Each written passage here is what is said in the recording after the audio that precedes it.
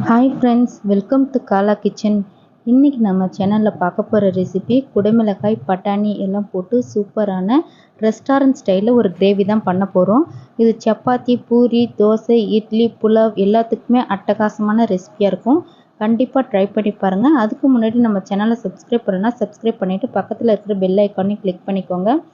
இப்போ நம்ம செய்கிறதுக்கு அரைப்பு ரெடி பண்ணிக்கலாம். அதில் 1 இன்ச்சு பட்டை, ஏலக்காய் 1, மீடியம் சைஸில் 2 வெங்காயம், 1 இன்ச்சு இஞ்சி, இது போல் ஒரு 10 பல் பூண்டு, அப்புறம் 1 டீஸ்பூன் அளவுக்கு மிளகு, இதெல்லாம் சேர்த்து நல்லா ஃபைன் பேஸ்ட்டாக அரைச்சி எடுத்துக்கோங்க. பாருங்கள், இது போல் நல்லா மைய அரைச்சி எடுத்துக்கோங்க. நெக்ஸ்ட்டு ஒரு கடாயை அடுப்பில் வச்சுக்கோங்க. அதில் 1 டேபிள் ஸ்பூன் அளவுக்கு எண்ணெய் விட்டுட்டு குடமிளகாய் ஒரு குடமிளகாய் மட்டும் நல்லா இது போல் கட் பண்ணிக்கோங்க. கட் பண்ணி நல்லா ஃப்ரை பண்ணி எடுத்துக்கோங்க. இது லைட்டாக நம்ம வறுத்தி எடுத்தால் போதும். இதை நம்ம கடைசியாக தான் சேர்க்க போகிறோம். இந்த அளவுக்கு வறுத்தா போதும். இப்போ இதை வேறு ஒரு பாத்திரத்தில் எடுத்து வச்சுட்டு அதே கடாயில் ஒரு 4 டேபிள் ஸ்பூன் அளவுக்கு எண்ணெய் விட்டுக்கோங்க. இந்த கிரேவிக்கு கொஞ்சம் எண்ணெய் அதிகமாக இருந்தால் தான் நல்லாயிருக்கும். அப்போ தான் நம்மளுக்கு ரெஸ்டாரண்ட் ஸ்டைலில் சூப்பராக கிடைக்கும். எண்ணெய் காஞ்சதுக்கு அப்புறமா நம்ம அரைச்சி வச்சுருந்த வெங்காய பேஸ்ட் எல்லாத்தையுமே சேர்த்துக்கலாம். இது எல்லாத்தையும் சேர்த்து நல்லா எண்ணெய் பிரிஞ்சு வர அளவுக்கு வதக்கி எடுக்கணும்.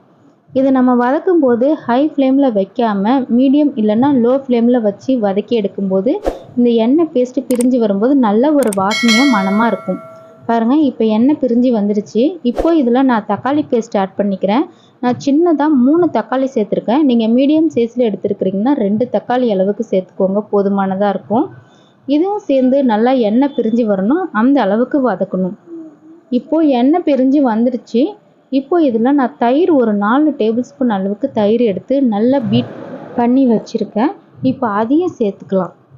இது எல்லாம் சேர்த்து இப்போ நல்லா எண்ணெய் பிரிஞ்சு வரணும். இப்போ நம்ம லோ ஃப்ளேமில் வச்சு எல்லாத்தையும் செய்யணும். ஹை ஃப்ளேமில் வச்சிங்கன்னா டேஸ்ட் வராது. அதனால் லோ ஃப்ளேமில் ஒரு 5 நிமிஷம் போல் வச்சிங்கன்னா ஃபுல்லாக எண்ணெய் பிரிஞ்சு வந்துடும். இது போல் நல்லா எண்ணெய் பிரிஞ்சு வந்ததுக்கப்புறமா நம்ம ஒரு தடவை நல்லா கிளறி கொடுத்துடலாம். நல்லா கிளறி கொடுத்த பின்ன இதில் நம்ம பட்டாணியும் உருளைக்கிழங்கையும் சேர்த்துக்கலாம். இப்போ நான் வந்து பார்த்திங்கன்னா பச்சை பட்டாணி நான் ஆல்ரெடி காஞ்சது தான் நான் எடுத்துருக்கிறேன். நீங்கள் ஃப்ரெஷ்ஷாக சேர்க்குறீங்கன்னா அப்படியே சேர்த்துக்கலாம். இல்லைன்னா நீங்கள் ஒரு 4 மணி நேரத்துக்கு முன்னாடி ஊற வச்சு ஒரு 4 விசில் விட்டு எடுத்துக்கோங்க. உருளைக்கிழங்கு ஒரு 2 உருளைக்கிழங்கு சேர்த்துக்கிறேன். எல்லாத்தையும் சேர்த்து நல்லா வதக்கிக்கோங்க. கூடவே மசாலா 3 டீஸ்பூன் அளவுக்கு மிளகாய்த்தூள், ஒரு அரை டீஸ்பூன் மஞ்சள் தூள், 3 டீஸ்பூன் மல்லித்தூள், அவ்வளவுதான். எல்லாத்தையும் சேர்த்து ஒரு நிமிஷம் போல் கிளறி கொடுத்துருங்க. மசாலா எல்லாமே இந்த எண்ணெயிலே நல்லா வதங்கிடணும். அந்த அளவுக்கு கிளறி கொடுத்த பின்ன நாம் இதுக்கு தேவையான அளவு தண்ணியை விட்டு நல்லா வேக வச்சு எடுத்துடலாம். மசாலா எல்லாம் போட்ட உடனே நம்ம தண்ணி ஊற்றாமல் ஒரு நிமிஷம் போல் கிளறி கொடுக்கும்போது அந்த மசாலா எல்லாமே ஓரளவு வெந்துடும். அப்போ தான் நல்லாயிருக்கும். தண்ணி ஒரு 2 கப் அளவுக்கு தண்ணி விட்டுக்கோங்க. உருளைக்கிழங்குலாம் நல்லா வேகணும். நல்லா வெந்த பின்ன நல்லா திக் பேஸ்ட் ஆகிடும். உப்பு தேவையான அளவு இதெல்லாத்தையும் சேர்த்துட்டு ஒரு 10 நிமிஷம் போல் மீடியம் ஃப்ளேமில் வச்சு குக் பண்ணி எடுத்திங்கன்னா நம்மளோட ரெஸ்டாரண்ட் ஸ்டைலில் கிரேவி ரெடி ஆகிடுச்சு. பாருங்கள், நல்லா குக்காகி திக்காக வந்திருக்கு. உருளைக்கிழங்கு எல்லாமே நல்லா வந்திருக்கு. நல்லா வாசனையாகவும் இருக்கும். இந்த டைமில் நம்ம வறுத்து வச்சுருந்த குடமிளகாய் எல்லாத்தையும் சேர்த்துக்கலாம். எல்லாத்தையும் சேர்த்துட்டு நம்ம இதில் 1 டீஸ்பூன் அதாவது 1 ஸ்பூன் அளவுக்கு எடுத்துக்கோங்க கசூரி மேத்தி, நல்லா கசக்கி சேர்த்துக்கோங்க. கசூரி மேத்தி எப்போதுமே சேர்க்கும்போது லைட்டாக ஃப்ரை பண்ணி நல்லா லைட்டாக வானலில் வறுத்து அதுக்கப்புறம் சேர்த்திங்கன்னா நல்ல வாசனை அதிகமாக கொடுக்கும். நீங்கள் எப்போதுமே அப்படியே சேர்க்குறதுக்கு பதிலாக இது போல் வறுத்து சேருங்க, சுவையும் மனமும் கூடுதலாகவே கிடைக்கும்.